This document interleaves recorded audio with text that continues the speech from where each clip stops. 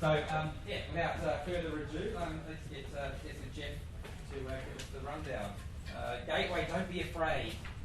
Get involved. Yeah, baby. I've been to the mountaintop and I've seen the promised land. I'm Geoff Nicholls. I work for Treasury. I'm in the Gateway team. And Gateway reviews, for those who aren't across them, are they're peer reviews of high-risk projects. They're mandatory for significant projects that are rated as high risk and across government. And my job is to facilitate those by meeting with the agency representatives, pulling together a review team, and then facilitating the course of the review. The differences between Gateway and IQA, because a lot of people don't see much difference, is a lot of it is the peer review aspect. For instance, they're still independent, so some people call them a third line of defence review. They are independent, but the reporting line is different in that the report is confidential to the SRO. The team actually is reporting to the SRO. So it's what he chooses to do with his report is his business. So we don't share that at all. So the other thing is that the peer review aspect is important because many of the review team leaders, for instance, are former Tier 1s and Tier 1 managers in public service. So they've had personal experience of justifying their decisions to a minister. So they've actually sat in the SRO's seat, so they understand where it's coming from. Yeah. Also, the review only takes 5 days, which many IQAs take 2 to 3 weeks, just in terms of organising the interviews. This is a 5-day thing. There's 6 days. There's a planning day where there's a bit of pre-reading to be done where they identify emerging issues, or then they come in for a couple of weeks later. They come in and do the full 5 days, and they do more. They identify during the planning day. They identify more documentation they might need, and work out interview lists. And then they do a 5-day review. They do 3 days of interviews, 1 day of report writing, and each night they have a catch up with the SRO to brief them on emerging issues and how the things are developing. So by the Thursday night, there's no surprises. The SRO has a report that he can use. So, for instance, there's happy escalations and there's not so happy escalations. And the happy escalations are where one recently, for instance, the review team was able to say that the program was in really great shape in terms of management and structure and everything else. The SRO was completely engaged and doing its best to actually land this thing, but it was being let down at the governance layer. Now, that resulted in an escalation, which is just part of the process. The chief exec gets a letter to say, you may want to talk to the SRO about this. Here are some recommendations. We don't share the report. And you also may wish to brief the minister. Within about 48 hours, that program had backing, and we did a follow-up review a couple of months later, and the SRO said that he couldn't speak highly enough of the central agency engagement, and specifically the review that they had. So, yeah, I'm all for the good stories. I'm very happy about it. One of the other things about them is the investor confidence rating that's used with New Zealand government agencies. The agencies with an A rating don't have to use Gateway. There's no mandatory requirement. However, all of the A-rated agencies actually choose to use Gateway. So that's a nice endorsement right there. One of the things that we have is we always have at least one subject matter expert, and preferably 2 or 3. Generalists are great, but we also need sometimes technical specialists or legal specialists, people like that. So there's a case we have to weight them, and that's part of my role and my team's role is to make sure that we get the right mix of people on the review. There's also diversity. I've talked to her. I've been on this. This is my second stint in Treasury. I've been there since January, and I've been talking to a few review team leaders since then who said that we're having a little bit too much grey hair in these reviews, and we actually need to widen the scope of the widen the range of reviewers a bit more. More women, more younger people. We don't want school leavers. Yeah. So we're trying to widen the scope of them all the time. In addition, we want at least one public servant on every review, because the whole scope of this is, or one of the outcomes of this is capability uplift across the public service. Every person who goes on their first review, or even their second or third review, they've all commented to me about the professional development aspect. One of the review team members was saying that the chance to work on this former chief executive of a government agency was just outstanding. Every time she worked with him, it was always really stimulating and encouraging, so capability uplift for the public service is very much on our minds when we do the team selections. The other thing is something I wasn't aware of was capability uplift for the actual people being reviewed. I got collared by a boat analyst, a Treasury boat analyst, account lead, and he said that he was interviewed for 30 minutes by telephone by one of these review teams, and he said he was absolutely grilled for 30 minutes. But at the end of it, he said that was one of the best experiences of his professional life. He said he was absolutely under the gun, but in a collegial kind of supportive way. And it kind of made him reassess how he did his job. And he thanked them at the end of it, and he actually cornered me and told me that was one of the best review teams he's ever come across. So yeah, I'm all about the good stories of Gateway. I'm a big believer in it.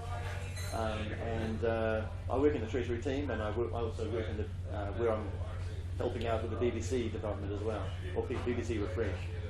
And I'm a big fan of that as well. It's all about positive for me, sorry. So it sounds like you're doing a recruitment drive. I appear to have covered all my talking points. Are there any questions? The report's confidential. Yeah. But the lessons learned are published. That's right. Yeah, so what happens is the lessons learned are abstracted and put into a report which is published by Treasury. So they're sanitised. They're sanitised, yeah. No, we don't want the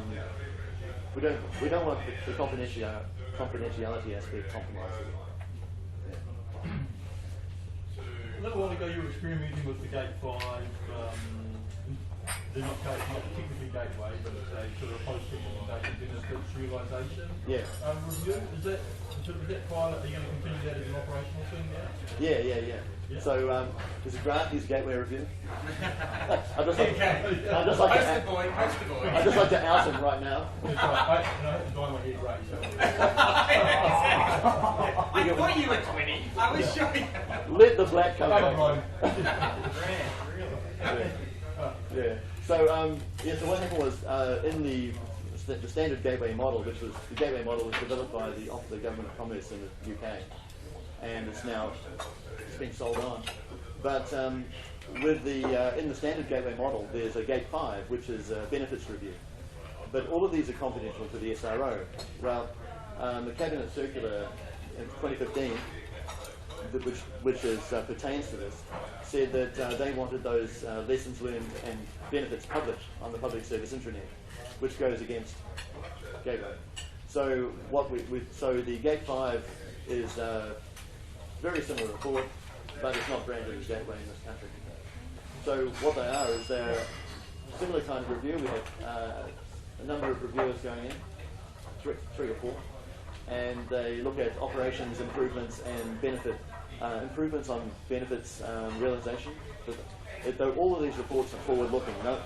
They look back at some historical material, but they're all forward-looking and all giving recommendations for improvement and to improve benefit delivery. So So good. So that, at one stage it was just been piloted, wasn't it? So it sounds it's been just piloted, wasn't it? But now Yeah. it was successful.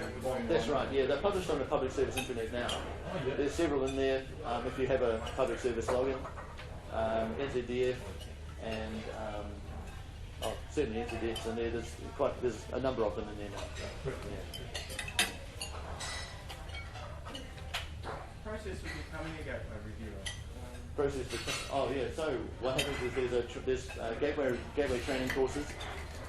We've just finished one just recently, and they're also held in Australia. So some people who want to become reviewers, they just go to Australia and get trained there. Then once you've done the one-day course, you just fill out a form and register with New Zealand, but you can also register with Australian jurisdictions. They're all state plus Canberra, and all you do is you register them, fire in your CV, and it's always a good idea to try and have coffee, so they can put a face to the name.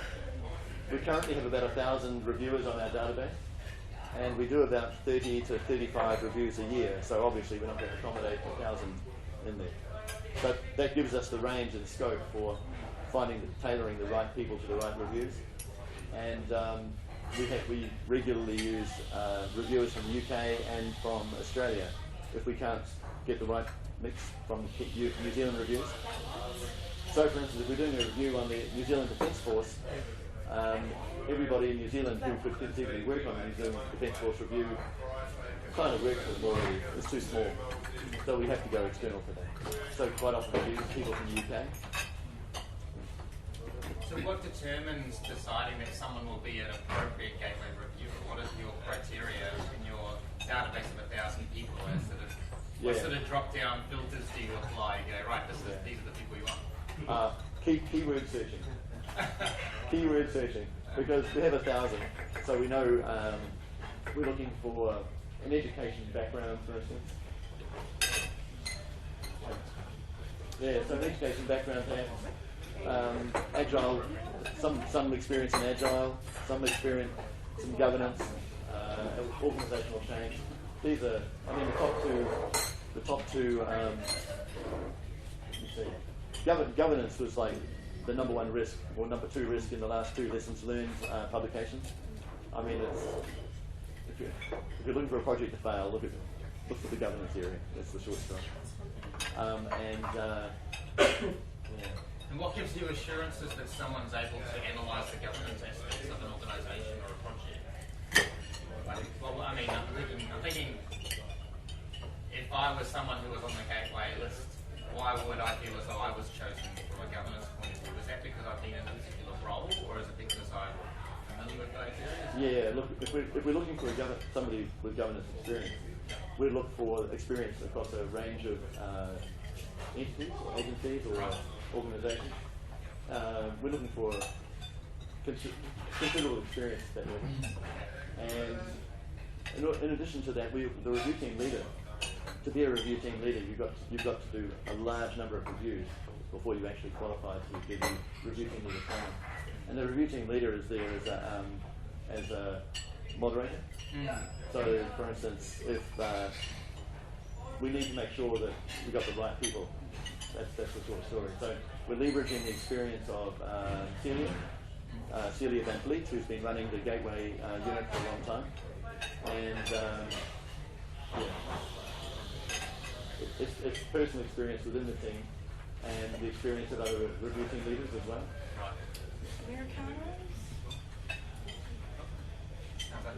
What's your criteria for deciding what gets gateway and what doesn't? What happens is that every agency that's spinning up a project which appears on multi-year plans or is a significant project, they're expected to fill out a risk profile assessment, and it's a spreadsheet. It's a kind of a blunt text, and they fill out the spreadsheet, and it includes criteria like how many people are involved, is it a multi-agency, is it a this, is it a that. There just seems to be a little bit of confusion at the moment about what constitutes. Right, okay. In the past, the criteria was more than 15 million, I think, or 25 million. Quite a small number, really, in terms of how big project, and that was whole of line.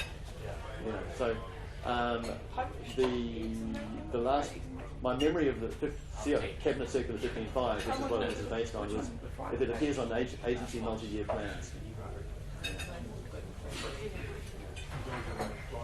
Anyway, so that risk profile assessment is sent into Gateway Unit, and then the central agencies moderate that and decide whether it's appropriately weighted, and then they come back with if it's more than a moderate, if it's more than a medium risk, if it's a medium risk or better, it goes into the central agencies. So. Geoff, from an agile perspective, and we're hearing it permeate through government quite a lot these days, and some organisations are actually starting to look at the principles of agile in their governance and in their processes and management structure. Is Gateway, and I know BBC are potentially looking at this, is Gateway, I guess, ready?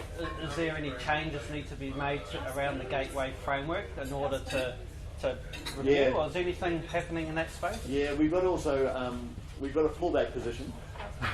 If it doesn't quite fit the Gateway structure, for instance, the Gateway structure is kind of a waterfall structure. There's elements of, for instance, what do you call it? Decision to implement. You could say, well, you could do that prior to the Gateway, to a launch of a minimum viable product, but at that point you're trying to push a little bit too hard. So what we use is we have a variation on that, which is just a targeted investment review. So similar kind of approach, but we just tailor the terms of reference to the individual project. So we're just working up one for that one now, for instance. There's aspects of this project which is it's not really agile development, but there's lots of moving parts in varying states, and in that case, once again, we just use it's called a targeted investment review. So a tailored terms of reference.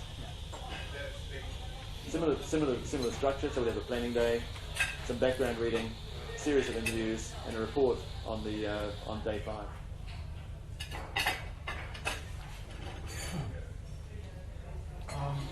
The relationship between IQA and Gateway, it's a good practice. It's like a 101 thing to have some sort of health check at each major stage gate in the life cycle.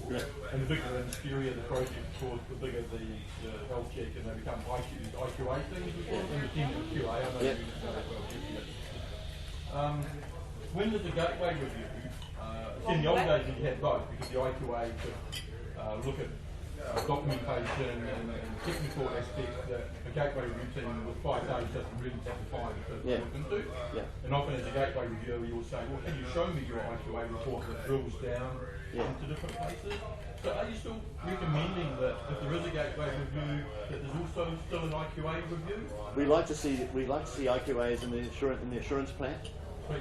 And if we expect every project to have an assurance plan, and gateways and IQAs will be coordinated within that. So the IQAs tend to be down at the lower level. The gateways tend to be further up the chain, and one supports the other for a significant decision. Yeah, that's a good point. They are very complementary. Yeah. Thanks, Geoff. Okay. Thanks, Geoff. Cool.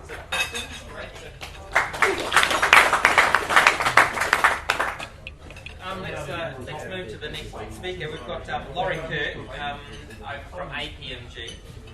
He's going to talk about change management, specifically force field analysis. This is like the Star Wars portion. It's a little bit like AI, so it's almost a token gesture towards AI. And we work with APMG on a number of certifications that we deliver. In particular, you've got the change manager, the exact name for it. Certified Local Change Agent. There we go, Certified Local Change Agent. I know that's being pretty popular at the moment. So I think your presentation is partly using that content as well. So it gives you a little bit of taste of topics. There's going to be a lot of change management topics presented during the week of workshops. and those are going to be, like I say, 3-hour events, very practically oriented to the workshop events, and many being delivered by people who are actually doing change management in the field. That's our CC Learning Week of workshops coming up soon. So I think we're still doing the recording. Yes, everything's looking pretty good. Fantastic. Okay, so I'll let you go. Thank you very much, Scott. Anyone who comes out for breakfast at 7 a.m. in the morning to listen, I think, deserves a pat on the back. So well done. You would not get this in Canberra. So well done. Thank you very much. Pick up from our previous speaker, I really like your investment confidence rating concept. We're currently doing that in Australia. It's called an election. So it's going to be really interesting too. And I think, it's been 6 months. We probably need a new Prime Minister. So, who knows what might happen. But I think there's a lot of lessons that we do share from you. And particularly yesterday, I make sure every time I do come over, talk with my colleagues in Treasury for the better business cases. BBC in New Zealand has certainly influenced what we offer in the course. Can I just ask, have we got any change managers here or people involved? I've done the training. Done the training? Excellent. So I'll just wait. Yeah, some of the training. Excellent. What I thought I might talk about, Scott gave me a brief to say it's 15 minutes or so and it's practical, orientated, and give people something that they can take home. So I thought, fantastic. This is what I've done is I've extracted something from this new certification called Certified Local Change Agent, which is aligned with the change management course that we deliver, and they were the 2 textbooks that you had. We're talking about force field analysis, and yes, there's probably a little bit of a Star Warsy thing, with a surname like Kirk, how could I forget it? I'm just saying to Scott, my son is a lieutenant in the army, and guess what? He's just finished his captain's course. So, he's going to. Eventually, we will have Captain Kirk in the family. So. You're talking to Scott. Yeah, to Scott. Yeah. Well done. I'll beam you up whenever you want. What I wanted to talk to you about was this aspect of force field analysis, and Lewin, who is a 20th century social psychologist. Ooh, that was nearly close. I've got a flat white for someone. Right? There we go. Hang on there. He said, he looked at nature and he said, look, when you look at nature, things are in balance, aren't they? Well, apart from maybe the USA at the moment, but when we look at the things are in balance, he said it should also be the same as in your work area. So he looked at how we operate in our daily work areas, and he felt that there's a balance between the driving forces and the resisting forces. Now you think about it and say, well, that's so common sense. Why do we need to, expand on that? The example that I've got to you, I just want to give you an indication of there was, let's just look at this and the current length of my coffee break. Sometime today or next week, you're going to say, enough's enough, I'm going out to have a coffee or a cup of tea or just something to do that. Just think about it, that on the left side, there are things that are driving. Why do I want to have that particular break? Why do I want to change something I want to do in my work area? On the right side, there are things that are resisting that. And eventually, the two will come to some equilibrium. I was going to wipe that out about the current length of my coffee break and put Bledisloe Cup there.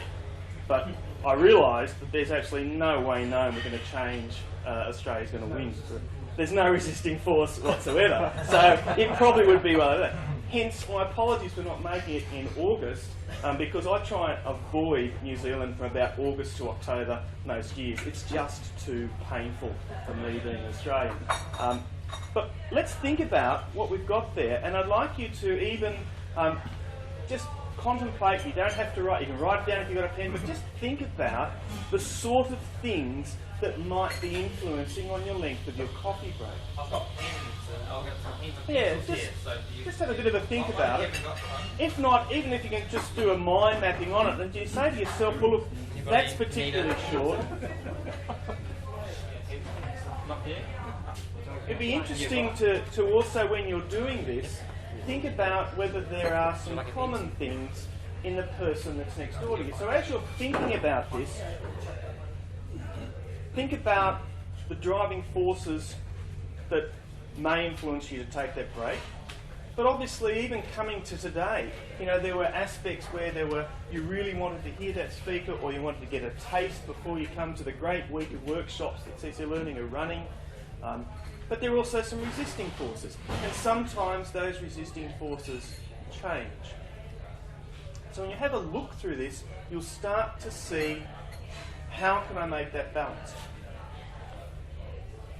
As you go through this, you say, well, that's when there's a lovely segue here from our speaker on gateway change. Some of the things about gateway could invoke change on how you do things.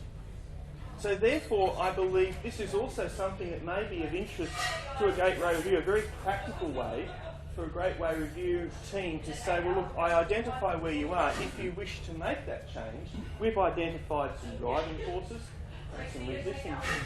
So it's just a suggestion that I think that if that was in a gateway review report, you might be able to, hey, you do something similar to that already, don't you?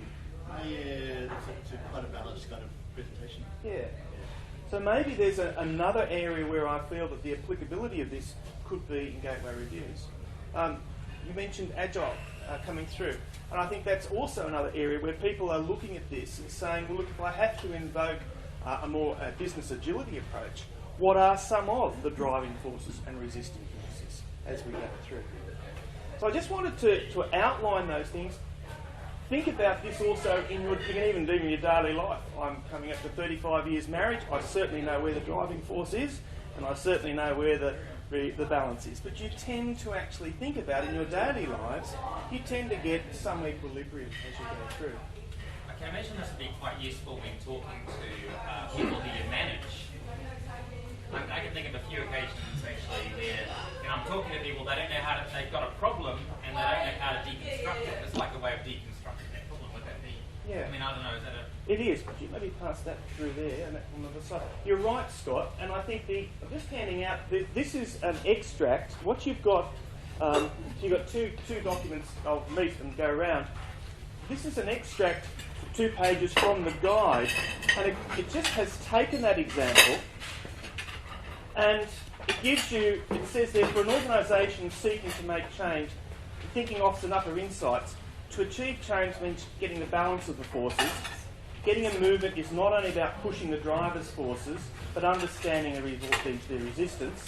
And getting the future state to be stable and well embedded will require attention to building a new lot of sustainable forces. So that's where it was coming through. The last part of that handout also says that there's some guidance for you, that when you are back in your teams, it says on a flip chart, write a description of the current situation. So think of something at work that you know that it is as is. It might be that we are currently predominantly waterfall. Facilitate a group in writing, put a few bullet points that describe the desired outcome. Where do we want to be? Create a workspace, draw a line down the centre to represent the current state. Talk with your team, picking up on Scott's point, about the driving forces that might be there and also the resisting forces. Group them and then ask the group, what do you think are some of the length of time or the importance of each of those characters? It's a very simple, I'd reckon within 45 to 50 minutes, less than an hour, you can keep people standing up. You can have quite an interesting dynamic when you start to talk about the change. It's a way of starting to talk about the change we're in. So they were 2 examples. I'll just close now, but the other thing that I wanted to hand out is the overview of where this has come from. We identified the change management course, which I think you've been to, sir. You've been to change management? Yep, the one that used that textbook? Yep, that's right. Great course, and identified for change managers, and it identifies a lot of theory. So it goes through, it mentions Lewin and it links about 4 other people. So it gives you a very good practical understanding of the theory behind change. Would that be right? And yeah, and the practical application. Yeah. We had some feedback from some clients in the UK that said we would really like to extend this. We found that we're a project director or a quality assurance person or others. We don't necessarily need to go into the depth of the theory. We'd like something a bit more practical or lightness of touch. So we developed the 2-day course called Certified Local Change Agent that allows people to go through and have a lightness of touch. It is focused on helping people who are being impacted by change. So there I think it's also got a uniqueness that it will also allow you to guide instructors to actually impact, and we can train instructors within your organisation, and then they can go through, and those instructors can supervise the examination process back out through the accredited training organisation. So it's quite a different model that we've done. We're getting a lot of popularity, a lot of interest in it, particularly because people are saying, I am impacted by change. We are finding that sometimes this is a way of people to get excited about becoming a change manager. They didn't want to go to the heady full-on course. Some people say, this is exactly what I need. Other people are saying, this has given me a great introduction to change management. I'd like to make that a career. We've also had feedback from people that they say that I am a project manager, I've done waterfall for a number of years, I'm really not coping well with the emphasis on agility, so they've actually done this to help move their teams forward. So today I just wanted to give you an indication of what kind of, we talk about capability uplift, what kind of support that's there. I wanted to sort of give you something that I hope Scott was saying, give something that's practical, give you an insight into something that might be there, and I apologise for not being able to be here in August. So thanks for your time this morning. Any questions? Any sort of interest in... I don't think you need a lightsaber. No. So Laurie, that looks really interesting. I really like that use of the local, certified local change agent. A few people immediately, I think, could benefit from that. I mean, most of us here, because of our jobs, involve some element of change. Yes. Responsibility. How long has it been out for? It's about 12 months. Yeah. So we're looking. It's like any product that you start to. It takes a while to get market acceptance. I'm glad you said that, because in Australia, in Melbourne particularly, it's interesting. We do have different dynamics from Melbourne to Sydney. Melbourne love the word local change agent. Sydney hates it. But then again, Sydney's really just a brash teenager, isn't it? You know, Melbourne, yeah, it is. Melbourne's a lot better. No one from Sydney here, I'm sorry. So, but what we are finding also, Geoff, is I made sure with our partners with the Change Management Institute. Anyone a CMI member here?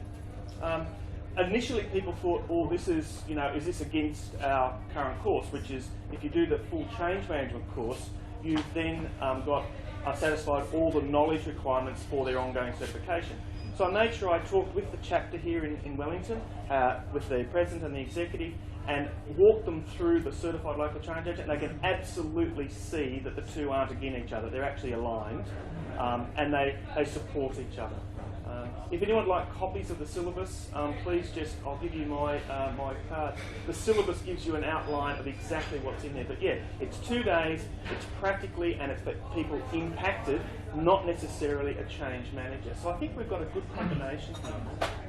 So when you say not necessarily, change management is a pretty serious profession in its own right. Very much so. Yeah. But people impacted, but people who might have a role on that, service change side, the big program that you absolutely, yeah. They do. And when you look through the guide, the other thing about we've structured the guide is that's a fabulous book, and I still love books. I really, when you get a new book, and I have to say, I love the smell and feel of a book.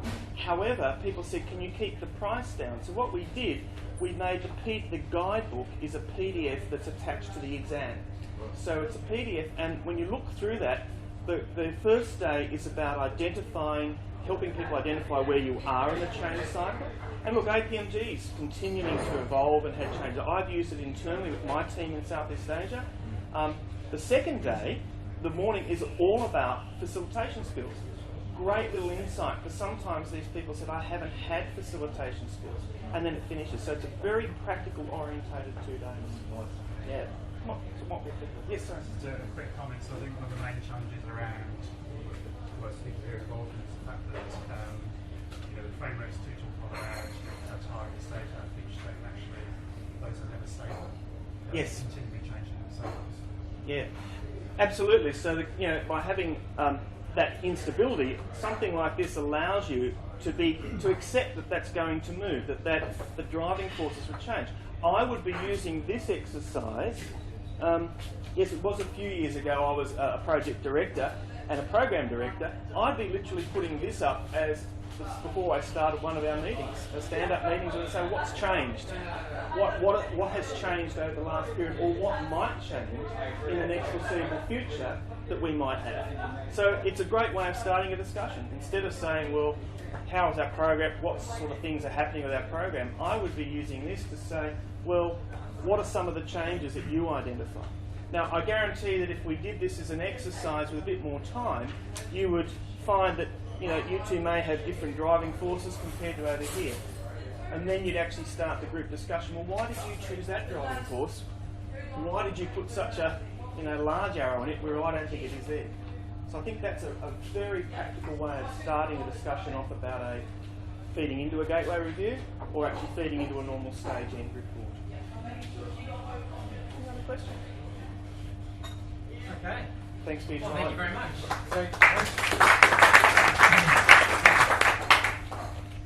So thanks everyone for coming along to the event. Like I say, it's an early morning event, so to be able to get up nice and early, I know I get to get up pretty early. And if you think about it, I'm still on Brisbane time, and you'd probably be on Canberra time, I guess. So it's even earlier for us. But yeah, I really appreciate you coming along, and I think that the next event we're going to have in around about a month's time, you'll get notified of it, and if you're interested in coming along to that, or interested in inviting other people as well. So we're interested in you distributing it to those people who you think that it fits. And that's the whole concept of the week of workshops, is to provide something that individuals are going to find interested, and hopefully there's enough of those individuals in Wellington that they'll be good at the event. So again, thank you very much for coming along, and I'll see you again soon. Cheers.